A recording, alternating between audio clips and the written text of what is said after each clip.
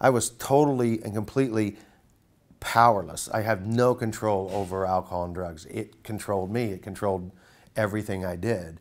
Whenever I wasn't drinking or using, I was thinking of drinking and using. I was hurting the people that loved me the most. I was hurting my kids. I was hurting my family, my sisters, my mother. The people that really cared for me were the ones that I was hurting.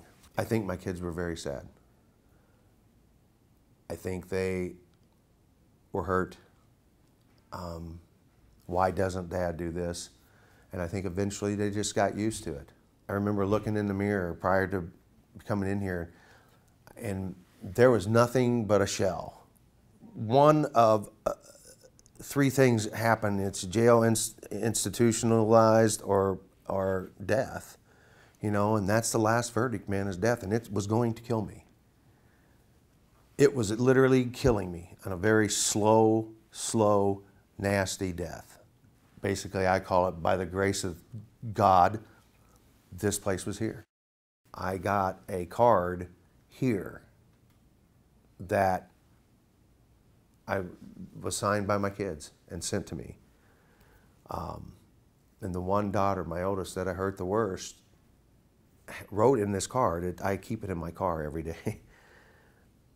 Basically, paraphrasing, it said, "Dad, you will and always will be my dad, and I will always be your daughter. I love you unconditionally. You can get through this one step at a time. I will be with you on your journey back to health."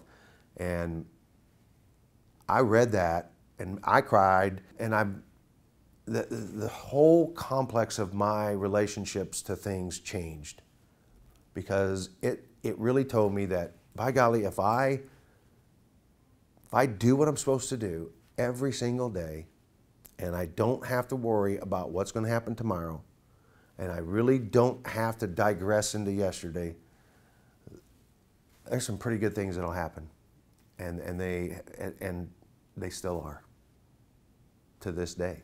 What I have is a disease, and it's just not a disease that is physical, but it's so mental and emotional. And the great part is that they told me your disease is treatable. You can treat your disease on a daily basis.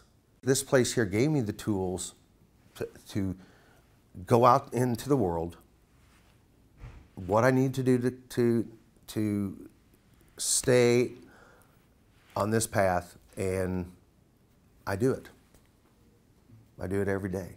I would really hate to think where I would be today had my sisters and nephew not cared enough to say, "We want to get you help." The advice or the suggestions that I would give anybody who feel like they are out of control or powerless, and they can't stop, and they want to stop, is to know that they're not alone. And there is help. And the help for me had to start right here in Brentwood.